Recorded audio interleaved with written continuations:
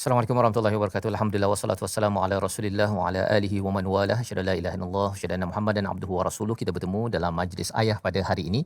Ayah Pemimpin Masuk Syurga Sekeluarga, satu program yang dibawakan oleh Lembaga Zakat Selangor untuk sama-sama kita menyusuri kepada ayat-ayat Al-Quran daripada hadis Nabi sallallahu alaihi wasallam, permata untuk ayah-ayah memimpin sekeluarga, kerana kita tahu bahawa ada banyak cabaran, ada banyak amanah untuk melayari kehidupan berkeluarga ini. Dan pada hari ini dalam tajuk Ayah Bias, satu tajuk yang penting apabila kita melihat kepada kepelbagaian dan bagaimana menguruskan isu bias di dalam kehidupan ini. Dan kita bersama dengan dua orang panel kita pada hari ini. Saya mengalung-alungkan Fadil Ustaz Dr. Ahmad Sanusi Azmi. Selamat datang Doktor. Selamat datang, Ya, terima apa kasih. khabar? Ya, Alhamdulillah sihat. Alhamdulillah. Dan juga kita bersama dengan qari kita pada hari ini, iaitu saudara Muhammad Fayyad bin Fauzi. Apa khabar Fayyad? Alhamdulillah. Alhamdulillah ya. Saudara Fayyad adalah Johan Qiraat Sab'ah Bitaranum program Adni peringkat kebangsaan tahun 2020, dan hari ini kita akan sama-sama membaca ayat yang ke-24 hingga 25 surah As-Sajdah, surah yang ke-32 pada halaman 417. Ya, tuan-tuan yang berada di rumah dijemput untuk share, kongsikan dengan rakan-rakan, dan di depan kaca TV teruskan maklumkan kepada rakan-rakan lain. Kita ada sekitar 5 lagi episod untuk tahun ini. Kita melihat kepada surah As-Sajdah, surah yang memberi panduan bagaimana ayah tetap terus tunduk kepada peraturan Allah agar kita terus dibantu memimpin keluarga. Baiklah, kita sama-sama kita membuka Al-Quran pada halaman 417 membaca ayat 24 hingga 25 bersama saudara Fayyad. Silakan.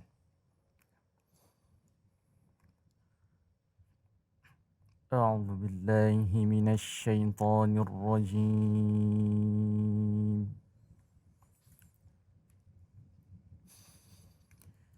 بسم الله الرحمن الرحيم.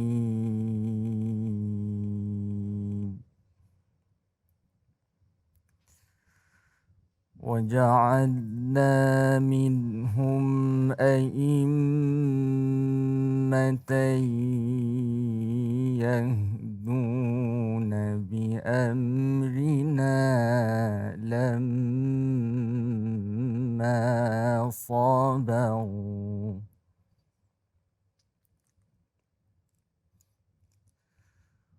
وكانوا بآياتنا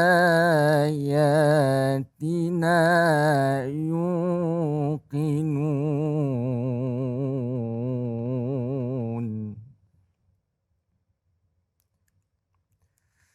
إن ربك هو يفصل بينهم يوم القيامة فيما كانوا فيه يختلفون.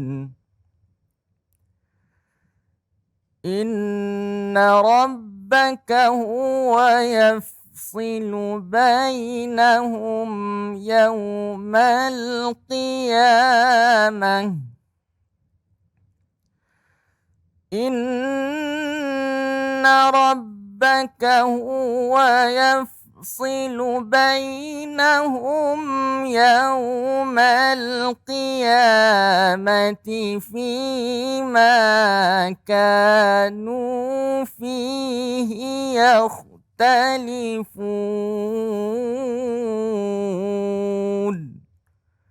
صدق الله العظيم.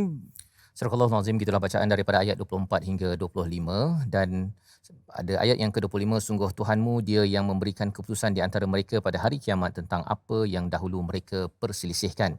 Kita bersama Al-Fadil Ustaz Dr. Ahmad Sanusi untuk kita melihat dahulu pada ayat 25 ini, apakah maksudnya, apakah yang dimaksudkan dengan yakhtalifun, dan juga pada awalnya itu istilah yafsilu, apa maksudnya dan apa pelajaran untuk ayah-ayah seperti saya, seperti tuan-tuan yang berada bersama pada hari ini. Kita bersama Dr. Sanusi. Baik, terima kasih Ustaz Fazrul, yang saya hormati juga saudara Fayyad. Hadirin hadirat, tuan-puan, para penonton yang dirahmati Allah sekalian. Kalau kita perhatikan pada ayat yang ke-25 tadi, yang mana Allah Ta'ala berfirman, Inna rabbaka huwa yafsilu bainahum yawmal qiyamati fima kanu fihi yakhtalifun. Yang mana Allah Ta'ala menceritakan, sesungguhnya Tuhanmu dia yang memberikan keputusan di antara mereka pada hari kiamat nanti. Ayat ini secara hakikatnya sebenarnya menceritakan menurut Syekh Tantawi.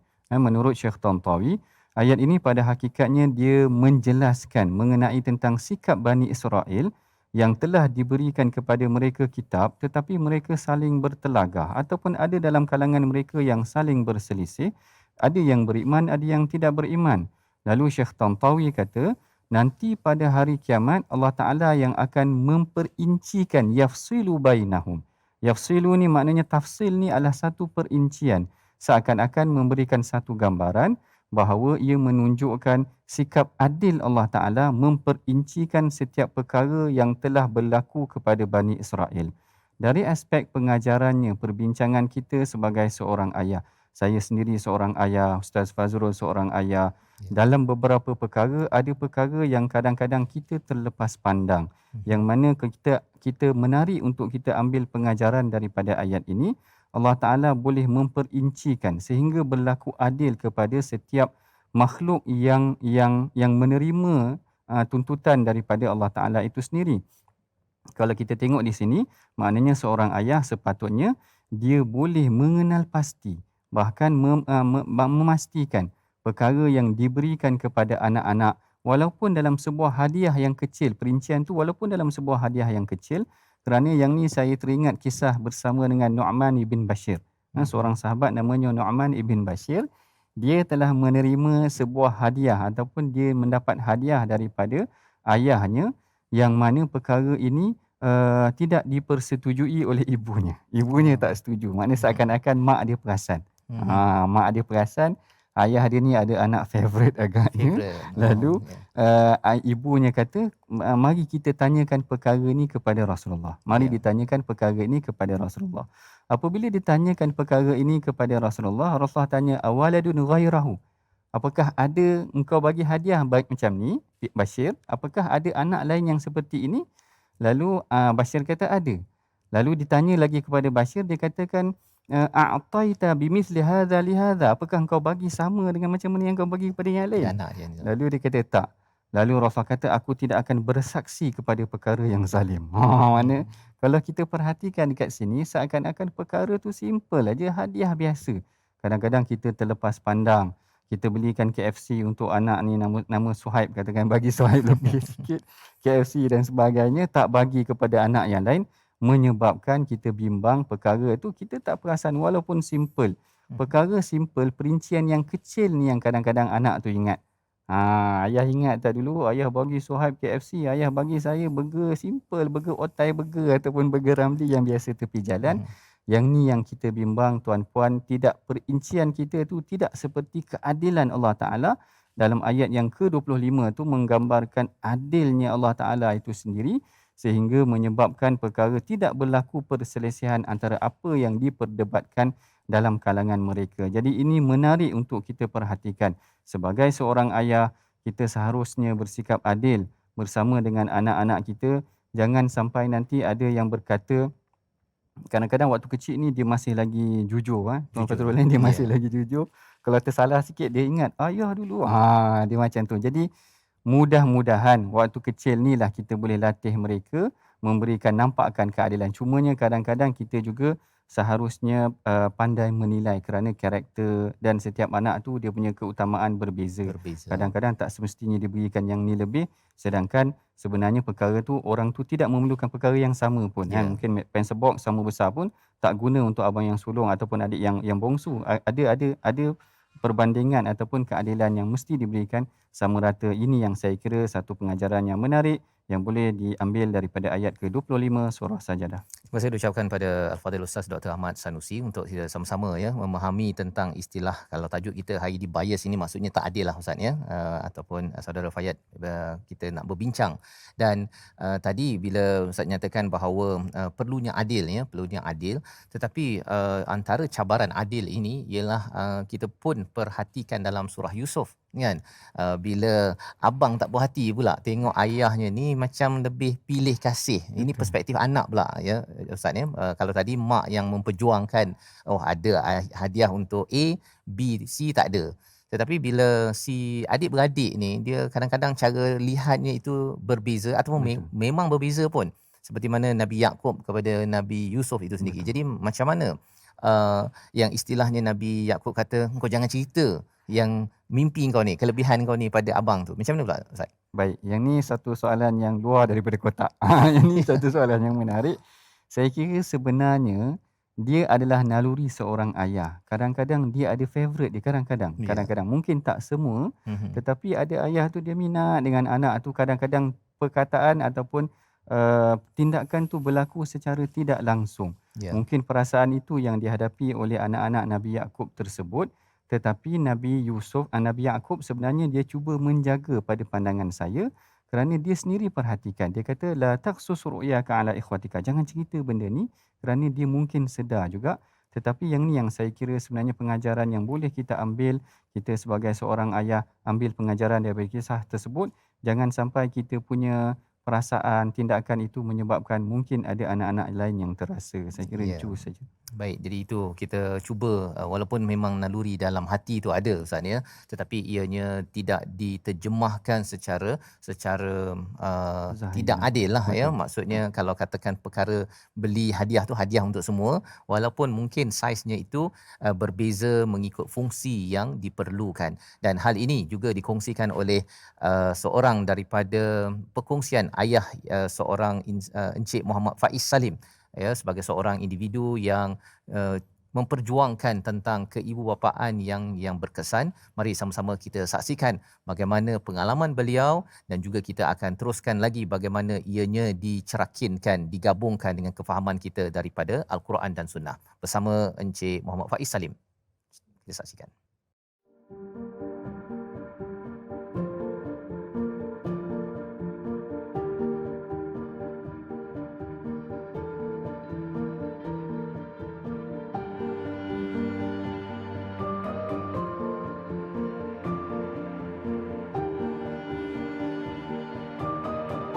Pada pengalaman saya sendirilah, tak mungkin ada anak yang akan sama.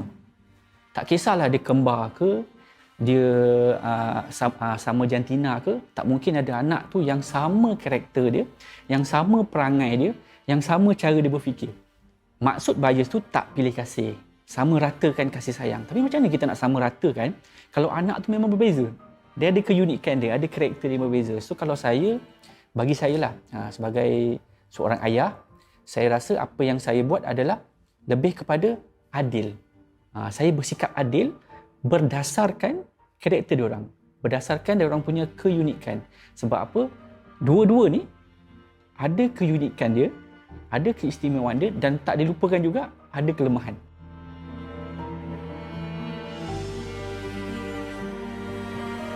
Tak ada orang yang betul-betul adil dekat dunia ni. Sentiasa akan berlaku kesilapan sebab kita ni memang manusia yang tak sempurna, tak perfect.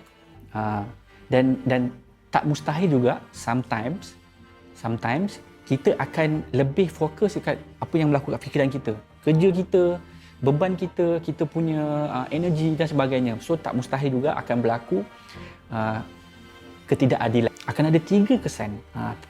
Dia dari sudut mental, dari sudut fizikal, dari sudut emosi. Akan ada tiga kesan: jangka pendek, jangka sederhana dan jangka panjang. Kalau jangka pendeknya, kita akan nampaklah anak tu akan cemburu. Dia cemburu dekat adik dia, dia cemburu dekat abang dia, dan dia akan berebut-rebut, nak bersaing. Sebab apa? Dia nak perhatian. Jangka panjang, bonding sesama adik-beradik tu mungkin akan lemah. Top priority dia akan lebihkan orang lain, kawan, jiran dan sebagainya. Dia tak lebihkan adik-beradik. Anak yang tak dapat kasih yang setimpal tu, dia akan rasa, ya ayah tak sayang aku lah. Aku ni tak betul-betul dihargai dan sebagainya. Itu kalau yang jangka sederhana lah. Jangka panjangnya yang paling merisaukan adalah anak-anak ni, dia akan buang terus ibu ayah atau adik-beradik dalam trust circle. Dalam circle yang dia boleh percayai. Itu yang berlaku bila anak-anak itu ada masalah. Dia tak cari ibu ayah, dia tak cari adik-beradik, dia cari kawan, Dia kongsi cerita kat kawan, dia share cerita kat kawan sebab trust circle. Itulah trust circle-nya yang dibentuk daripada kecil. Walaupun kawan tu baru kenal, tapi bila kawan baru join trust circle, so dia ada kepercayaan kat situ. Tapi adik-beradik yang dah kenal sepanjang hidup ni, jika dia tak sesuai, dia rasa tak boleh percaya ni, kerana mengadu dan sebagainya. So, tak cerita. Silaturahim tu mungkin akan lemah lah. Dan sebagainya. Tu yang datang isu bila contoh ibu ayah sakit. Alung dah jaga, Alung yang tua. Adik dah jaga, adik tak ada tanggungjawab. Tu jangka panjang lah. Jangka panjang yang kita takkan nampak sekarang, tapi lambat laun pasti akan ada.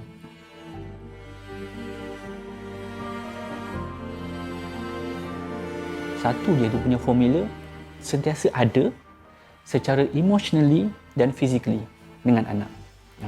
Tak bermakna juga bila ada sebelah anak tapi anak tak rasa present, tak rasa kehadiran ayah, tak rasa kehadiran ibu, luangkan lebih masa. Ini apa yang saya tak pernah rasa benda ni daripada kecil. Saya membesar tanpa ayah. So fizikal tak ada, emosional pun tak ada. Yang ada hanya ibu. Dan sampai umur 12 tahun, ibu pula tak ada. Ibu pula menghantar saya dan dibesarkan oleh nenek dan arwah atuk saya. Sangat terasa lah dia punya ketiadaan tu. InsyaAllah, kalau nak anak tu tak rasa tersisih, nak anak tu tak rasa dia tu tak dihargai, luangkan banyak masa dengan dia dan fokus pada quality instead of quantity, insyaAllah. Ianya bermula di rumah sebab rumah kita tu adalah madrasah pertama anak-anak. Kalau madrasah pertama ni dia tak graduate, macam ni nak graduate kat luar, insyaAllah.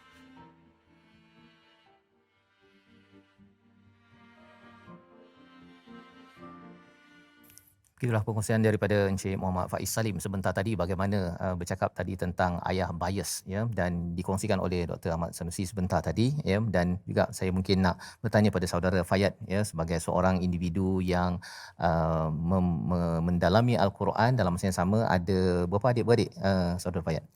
Saya ada empat orang, dan empat sekali semuanya pergi ke Darul Quran ataupun ada yang ke tempat lain juga? Ada yang ke tempat lain juga, ya. Jadi bila pengalaman saudara Fayad pergi ke Darul Quran untuk mendalami Quran, dan juga ada adik lain pengalaman lah bersama ayah, bersama ibu, kan, bagaimana perbezaan itu? Adakah dia memberi kesan ataupun memang saya suka dengan perbezaan ini? Silakan sebagai wakil anak lah pada hari ini, silakan. Ya, bagi apabila saya pergi Darul Quran ni, bagi saya tak ada banyak beza pun, sebab dekat rumah lagi ayah ni dia dah didik setiap ahli keluarga ni lebihkan Al-Quran dulu, letak Al-Quran ni tinggi daripada yang lain. Bila kita letak Al-Quran ni tinggi daripada yang lain, maka yang lain ni akan jadi mudah lah. Itulah antara pesanan ayah ni yang selalu duk bagi, selalu duk beri pesanan ni. Bila kita contoh ayah nak bila kita nak ke Darul Quran ataupun kita nak ke mana-mana, ayah pesan dulu yang ni. Dia nasihat dulu benda ni dekat semua ahli keluarga. Mana semua ahli keluarga ni dia akan ingatlah benda ni, selalu ingat, sebab benda ni sentiasa berputar.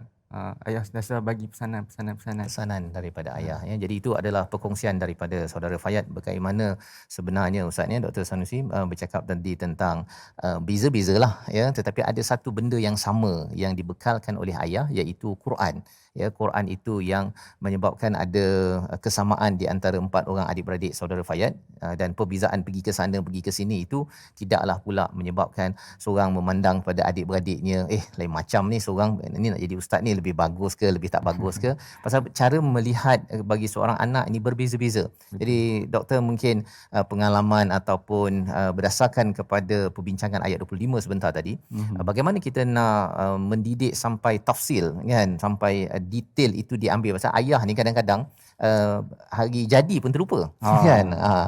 Macam mana itu diuruskan ataupun kerjasama dengan si ibu?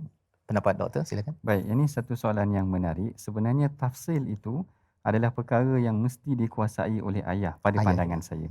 Yang ni sebenarnya tafsil ni banyak pengalaman saya. Saya pernah kena tanya kat klinik, nurse tanya, anak lahir bila ataupun birthday bila. Terlupa. Tak boleh nak jawab. Dia sampai nurse tu pun gelakkan saya. Sebab nampak macam blur betul, tak ingat anak ramai kan 6 orang macam tu. Jadi dia memang tak ingat sedemikian. Saya cuma nak ceritakan sebenarnya seorang ayah perlu juga perasaan ataupun mempunyai penguasaan tafsil tu tadi. Yang saya tengok sebenarnya mungkin ini kita boleh belajar daripada Rasulullah. Rasulullah dia teliti karakter setiap sahabat. Jadi daripada karakter yang tertentu dia bahagikan tugas yang tertentu sesuai dengan karakter sahabat tersebut. Kalau Huzaifah seorang yang perahsia, boleh pendam rahsia, diberikan rahsia kepada Huzaifah. Tak beri pada orang lain. Walaupun Saidina Umar orang yang boleh dipercayai, tapi tak beri kepada Saidina Umar. Ada tugas-tugas yang tertentu diberikan kepada Huzaifah dalam perang Khandak kerana dia seorang yang boleh dipercayai. Kita kena kenal karakter setiap anak kita. Kadang-kadang, yang ni saya teringat pengalaman saya dengan anak sendirilah. Sebab anak yang sulung tu saya hantar ke Ma'had Tahfiz. Anak yang kedua hantar ke MRSM. Jadi anak yang sulung tu tanya, kenapa saya kena pergi Ma'had Tahfiz? Macam mana aku nak jawab dia kata kalau macam tu. Tapi memang kita kenal karakter dia. Kita tengok bila kita minta hafal Quran, dia ada kelebihan lebih cepat tangkap daripada adik dia yang nombor 2. Tapi mungkin dia tak perasan, kita yang perasan. Jadi kita konsult, bincang dengan isteri kita. Isteri kita ni kadang-kadang lagi detail. Yang ni kita tak boleh nak nafikan. Jadi bila dia tahu tu, dia bersetuju. Saya kira pentafsilan ataupun perincian itu seorang ayah perlu kenal karakter setiap anak mereka. Dan yang tu pengajaran daripada ayat 25 tu. Dan bagi dia memastikan sikap adil tu berlaku adalah daripada hasil dapatan rekod perincian yang dia tahu tu tadi. Lagi banyak perincian yang dia tahu, saya kira lebih adil keputusan yang dia berikan untuk anak-anak. Ada data yang tak dapat kepada dia, maklumat yang tak sampai kepada dia, kita bimbang. Keputusan yang diberikan kepada anak tersebut sebenarnya akan lari daripada kecenderungan yang asal sepatutnya diberikan kepada anak. Itu pada pandangan saya lah. Baik, terima kasih diucapkan pada doktor ya. Maksudnya perincian itu bukan hanya diserahkan pada mak sahaja ya, semua perkara-perkaranya, tetapi ayah paling kurang pun kena adalah ya maklumat-maklumat, dan sudah tentunya bercakap tentang bagaimana mendidik dan mengenal karakter bagi si anak itu penting bagi memastikan apa sahaja yang dilaksanakan tidak bias. Dan kita mungkin tertanya-tanya ya, kalau katakan kita nak tahu detail ini sejauh mana, apakah skop yang perlu dikuasai oleh seorang ayah, kerana kadang-kadang ayah mungkin sibuk ya, pergi keluar, bahagian mana yang perlu dikuasai sehingga kan agar tidak ikhtilaf ataupun sampai bertahap kepada tidak adil. Kita berehat sebentar, kita kembali semula selepas ini untuk menyambung kepada perbincangan agar kita tidak menjadi ayah yang tidak adil ataupun ayah bias. Kembali semula Majlis Ayah, ayah pemimpin masuk syurga sekeluarga.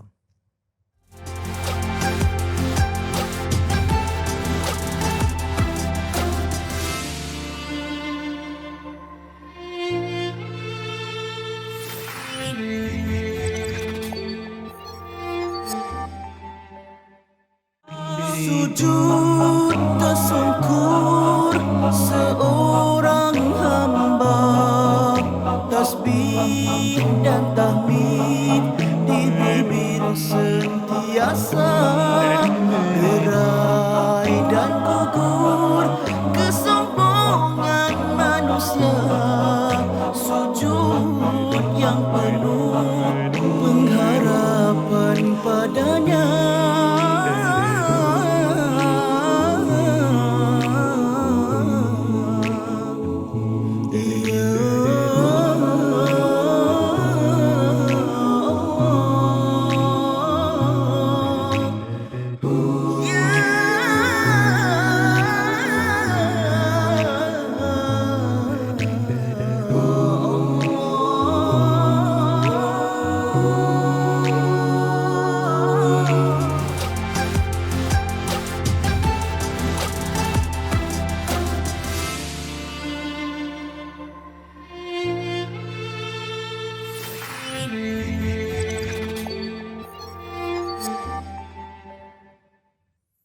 Kembali kita dalam Majlis Ayah pada hari ini dalam tajuk Ayah Bias. Kita berbincang tentang ayat 25 daripada surah Sajidah, dan pada bahagian pertama kita sudah pun melihat secara terperinci pada ayat yang ke-25 ini bahawa ayah perlu ada butiran, ya, perlu ada maklumat untuk memastikan dalam mendidik ahli keluarga ini tidak boleh bersikap bias, walaupun itu adalah antara perkara yang mencabar, ada kecenderungan tertentu, tetapi dengan data maka itu dapat dielakkan. Quran. Dan rancangan bagi Majlis Ayah ini dibawakan oleh Lembaga Zakat Selangor, kongsi rezeki dengan zakat, keberkatan rezeki, nikmat dikongsi dan seruan untuk kita sama-sama menunaikan zakat di Lembaga Zakat Selangor.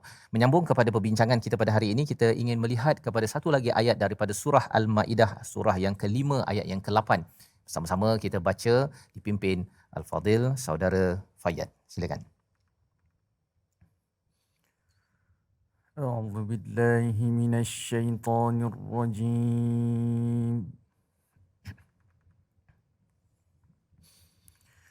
بسم الله الرحمن الرحيم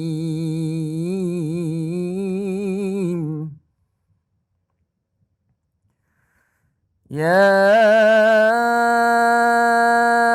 أيها الذين آمنوا كونوا قوامين لله شهداء بالقسط ولا يجرمنكم شنآن قوم على ألا تعدلوا اعدلوا هو أقرب للتقوى واتقوا الله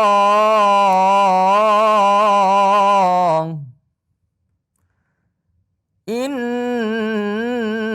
الله خبير بما تعملون صدق الله العظيم.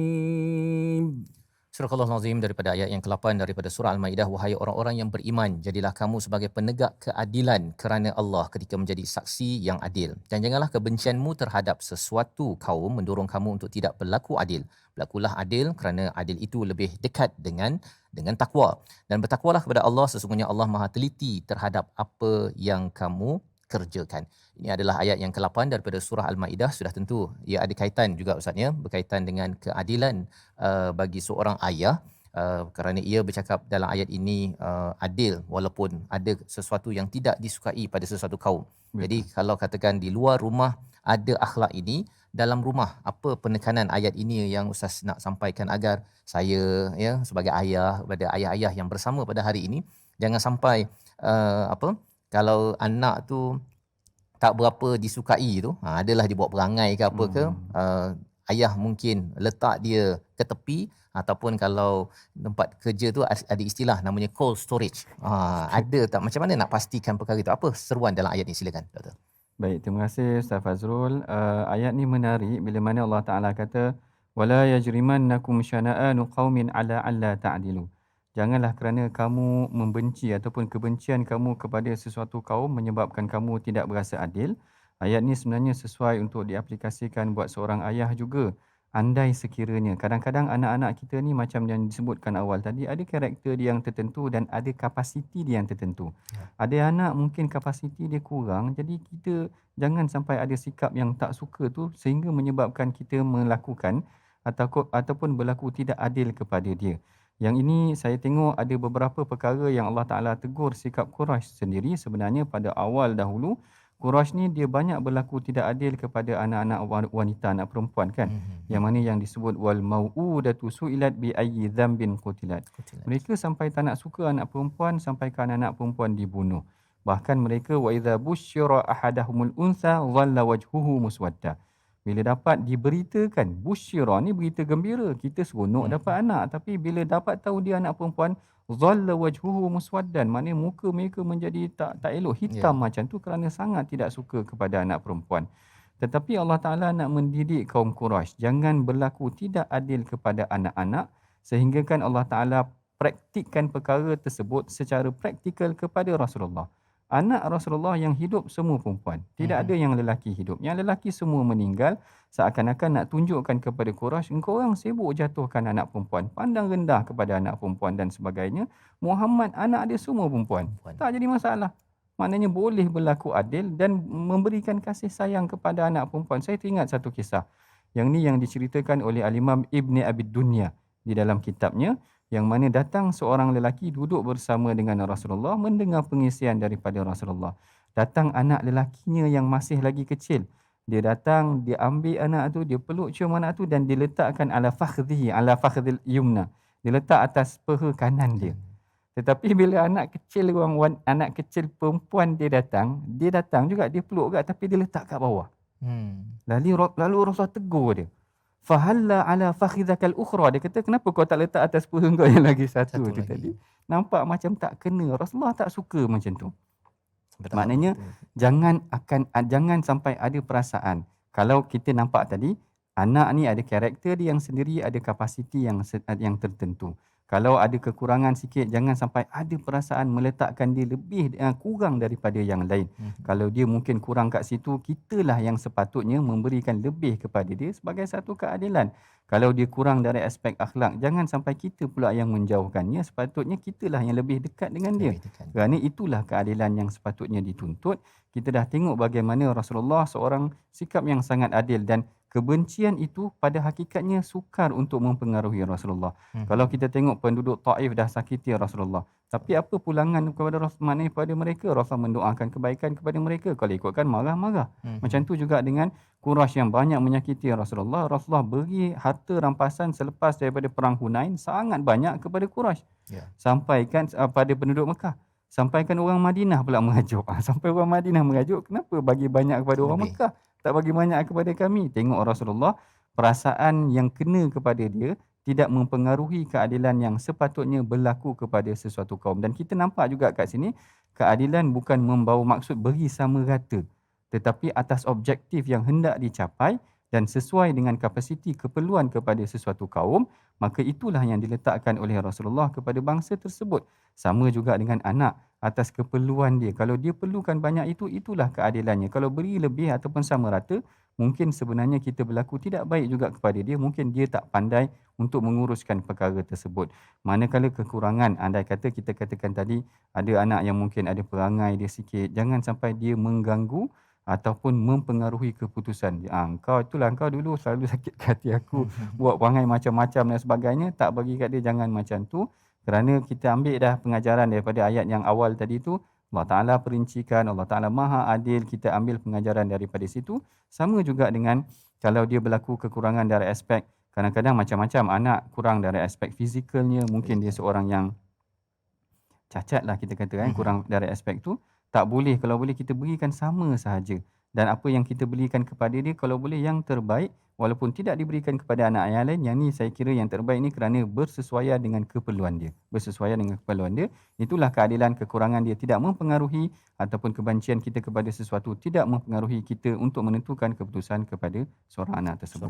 Jadi itu adalah bagaimana ya kita meluruskan ya keadilan berdasarkan kepada kefahaman ayat yang ke-8 sebentar tadi, dan sunnah yang ditunjukkan oleh Nabi. Sampaikan peha kanan tadi, ada anak letak bawah pun sampai tahap begitu Ustaz ya. Amat tafsil, amat terperinci cara Rasulullah melihat kepada keadilan bagi seorang ayah. Dan inilah yang dipaparkan ya dalam plaket yang tuan-tuan ada ini, sama ada secara hard copy ataupun soft copy, iaitu di bahagian tengah ini ada dituliskan akhlak. Ya, dituliskan akhlak, dan salah satu akhlak bagi seorang ayah yang kita belajar pada hari ini adalah akhlak adil. Walaupun mungkin ada sesuatu yang berbeza dari segi potensi, dari segi apa yang dibuat oleh si anak. Malah kadang-kadang cabarannya ialah ada anak yang dia memang rapat dengan ayah, dia ada juga yang rapat dengan mak. Itu pun membina kesan Ustaz ya. Mungkin Saudara Fayad, kalau saya tanya ya, Fayad rapat dengan ayah ke dengan mak sebenarnya? Soalan tu susah nak jawab tu, pasal ini sekarang ni akan disaksikan. Setakat ni lah, kalau rasa dalam masa beberapa belas tahun hidup, banyak bercakap dengan ayah ke bercakap dengan mak sebenarnya? Kalau saya susah nak jawab tu. Susah nak sebab mungkin mak. Banyak bercakap dengan mak. Kalau saya nak kongsi masalah banyak dengan mak. Aha. Kalau saya nak bincang apa-apa banyak saya akan bincang dengan ayah saya lah, sebab dia kan seorang ayah, dia tahu apa yang boleh buat, yang tak ni dia boleh bagi tahu perkara yang perlu saya lakukan. Ya, okey, terima kasih Fayat ya. Jadi bila jadi begitu Dr. Sanusi ya, kadang-kadang anak bercakap dengan mak kan. Ada anak yang dia pandai juga, dia bercakap dengan ayah juga kan. Jadi ayah kadang-kadang dia ada juga terasa ya, terasa. Bab terasa itu macam mana nak diuruskan doktor ya, pasal bercakap tentang adil, tak bias. Rasa tu tetap ada. Dia rasa kalau ada anak yang dia pandai bercakap dengan si ayah ni kan, ada yang anak dia senyap je, tanya sepatah jawab sepatah. Tapi dengan mak bercakap pula kan. Jadi bagaimana ayah menguruskan agar tidak menjadi ayah bias ini sendiri? Okey, baik. Yang ni sebenarnya kita man to man. Ya, talk ya, Lelaki dengan lelaki sepatutnya jangan mudah sentap lah saya kira. Okay. Maknanya kalau kita memang kadang-kadang ada benda dalam urusan rumah tangga yang mungkin menyebabkan kita mudah terasa. Tetapi saya kira sebenarnya ambillah pengajaran daripada Rasulullah sendiri ya. Kalau kita boleh tengok Rasulullah, sebenarnya baginda seorang yang sangat bersabar dengan Karinah. Kalau anak-anak tu tak banyak diceritakan sangat, tetapi dengan isteri ada. Maknanya Karinah dia tu, saya kira satu kesabaran yang saya boleh kagum tu apabila datang kepada Rasulullah sedang duduk dengan isteri baginda, lalu datang seorang hamba yang memberikan hidangan kepada Rasulullah, tetapi ditepis oleh Sayyidatina Aisyah. Nak cerita ni sebab ada cemburu sikit macam tu, kena tepis tu dan jatuh makanan tu, lalu Rasul kutip. Dan Rasul kata gharat ummukum, maknanya ibu kamu jealous lah, lebih kurang macam tu. Nak menggambarkan maknanya dia boleh bersabar atas karinah-karinah tersebut. Sama juga dengan anak-anak, sama juga sekiranya anak dia nak lebihkan ibu dia. Nak buat macam mana kan, mungkin dia lebih senang dengan ibu dia, kita terima saja.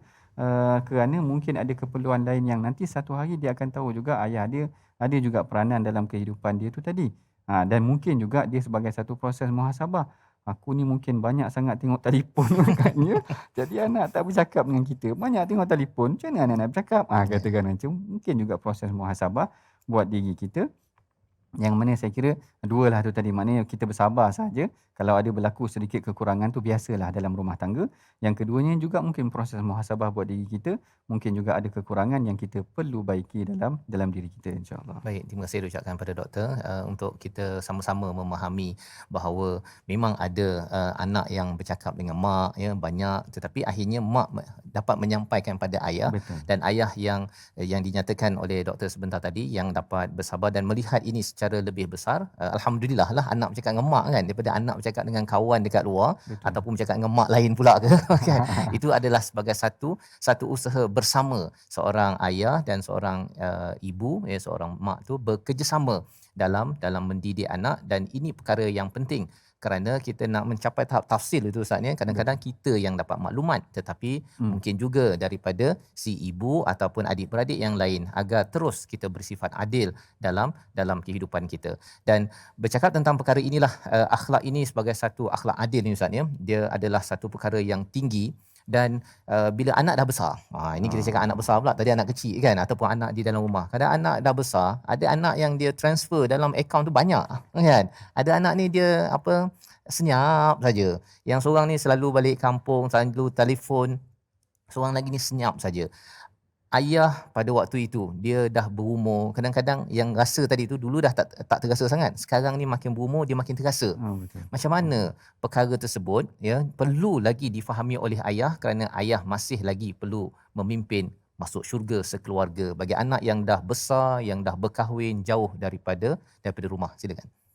Baik, yang ni sebenarnya bila saya kira sepatutnya lah, yang biasanya sepatutnya apabila seorang ayah tu dia dah mula meningkat dewasa, dia sepatutnya secara rasionalnya kita fikir dia akan lebih cepat matang ataupun dia akan lebih matang dalam menilai satu keputusan.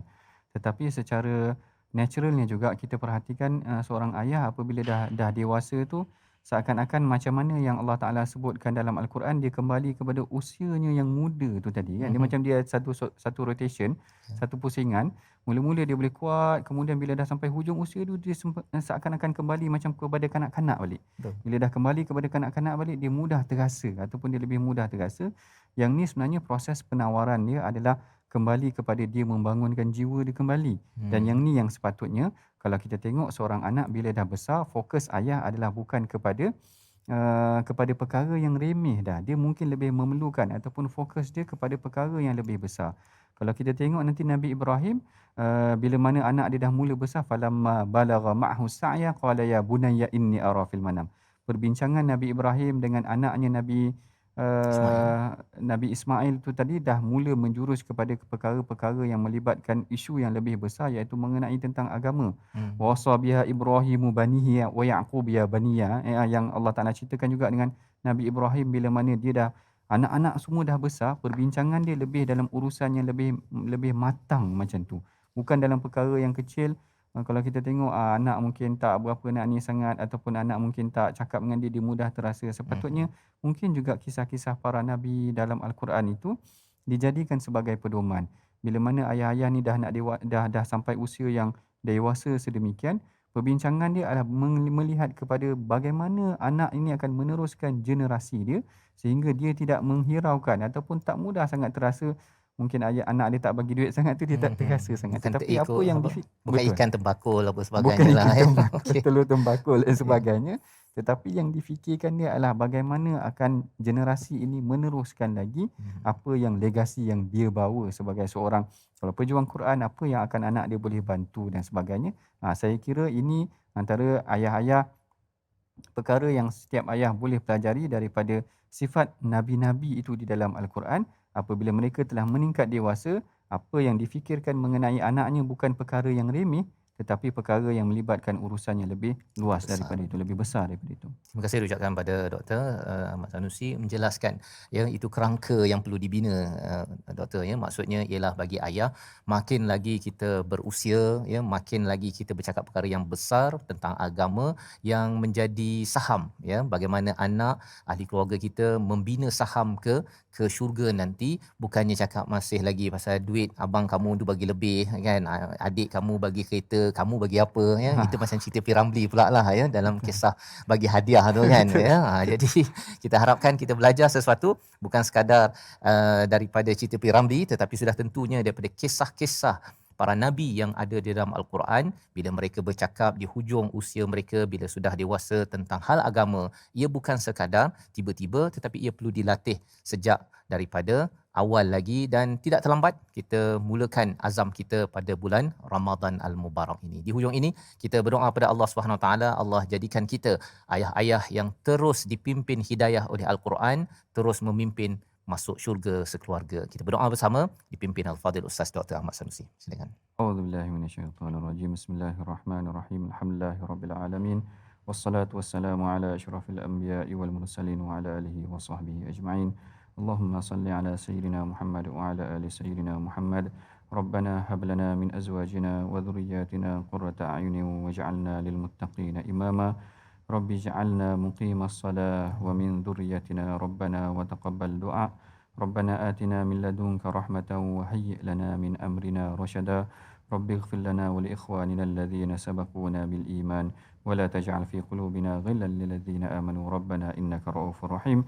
Wa sallallahu ala sayyidina Muhammadin wa ala alihi wa sahbihi wa baraka wa sallam. Walhamdulillahi rabbil alamin.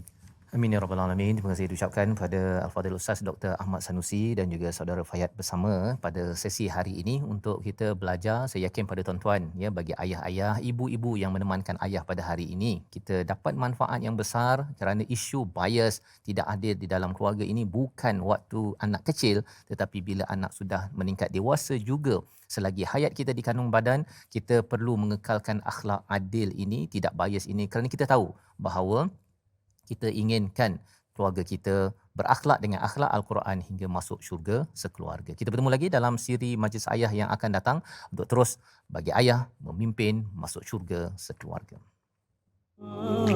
Yakin percaya pada janji-janjinya, syukur segala nikmat kurnia. Azab dan siksa